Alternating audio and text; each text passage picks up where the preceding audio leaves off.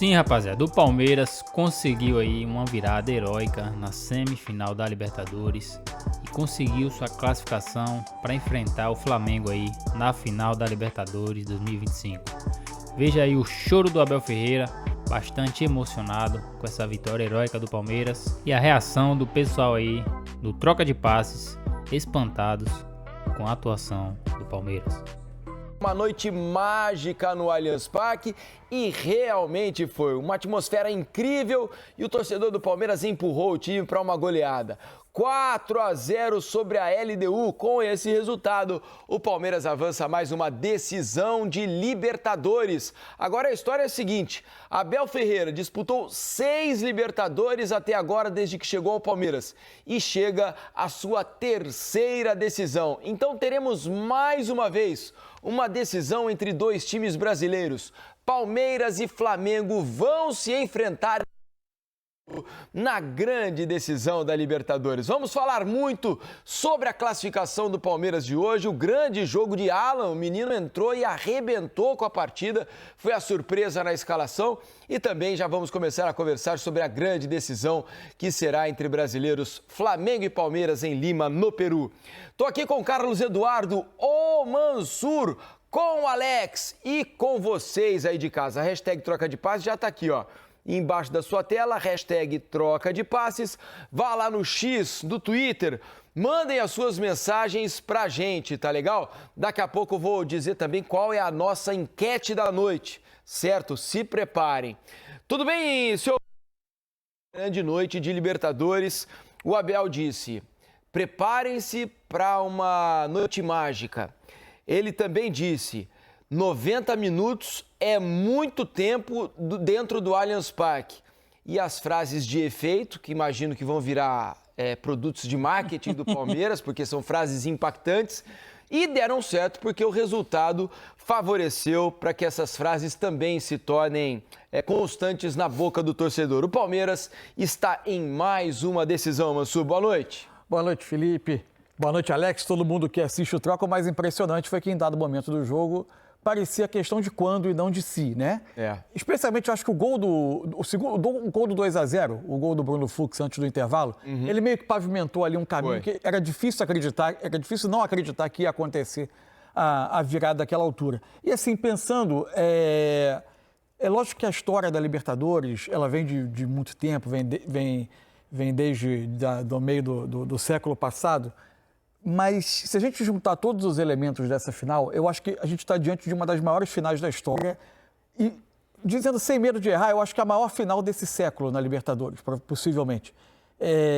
Talvez minha memória esteja me traindo. O Boca e River também, que foi... Tem o Boca e River, que para os argentinos era algo gigante. Agora, em termos da qualidade de jogadores que vai estar reunida nesse jogo, aí eu não tenho nenhuma dúvida de que, pelo menos nesse século, já nessa era do futebol, em que o futebol da América do Sul é exportador, eu acho que a gente poucas vezes reuniu a qualidade de jogadores que a gente vai reunir nessa final. E com uma série de outros elementos, né? A rivalidade Flamengo e Palmeiras, que foi sendo construída ao longo dos tempos, tendo esse ponto dos dois times se encontrarem pelo troféu mais cobiçado da América pela segunda vez num espaço de 3 anos, em 4 edições da Libertadores, mas num espaço separados por 3 anos, 22 para 25.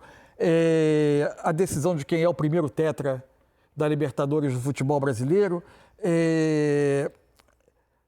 a afirmação do futebol brasileiro definitiva como uma grande potência econômica. Enfim, eu acho que a gente vai ter uma das grandes... Esse sábado, 29 de novembro, é uma data que vai fazer história no futebol brasileiro, uma das grandes finais de Libertadores da história. E um dia grandioso para o torcedor do Palmeiras, né, Alex? Por mais que o adversário, a gente tem dito aqui ao longo da Libertadores que essa LDU, muito forte em casa, mas fora tem deixado bastante a desejar, né? E havia uma diferença grande entre os elencos, né? Como o Palmeiras é um time muito mais forte do que a LDU. Teve um jogo terrível lá em Quito na semana passada. E a gente aventava aqui que era possível, mas sempre ressaltando que 3-0 é uma vantagem muito grande, né? É uma grande vantagem.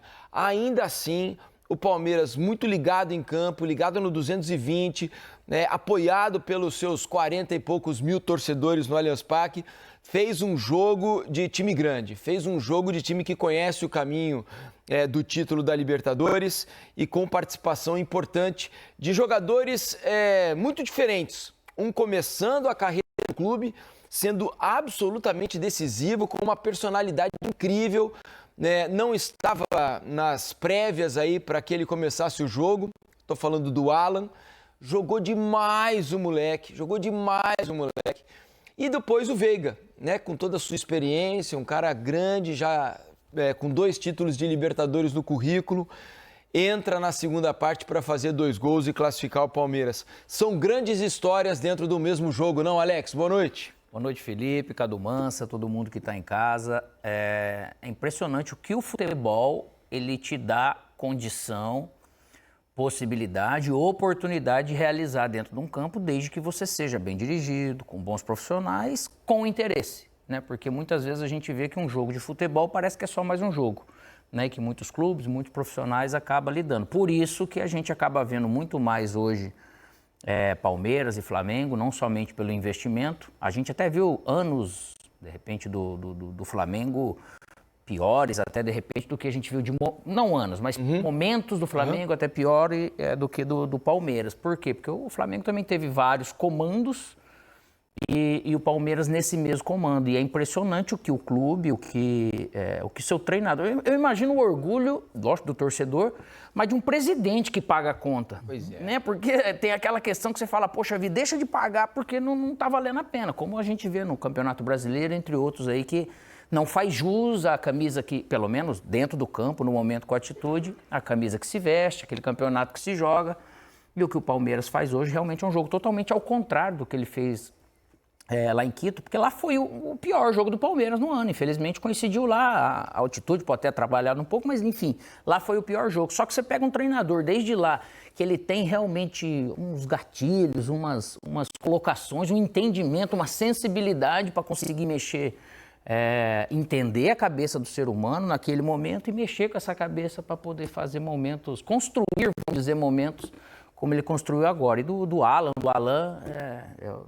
é muito gostoso você ver, é o tipo do jogador que ele faz tudo, né, no campo, para aquilo que tem que ser, no nível competitivo. A qualidade ele vai vir fazer, né, mas é impressionante como você tem algo para buscar que você acaba proporcionando esse tipo de momento. A gente vai falar muito sobre o Alan aqui, né, que é um capítulo especial dessa semifinal da Libertadores.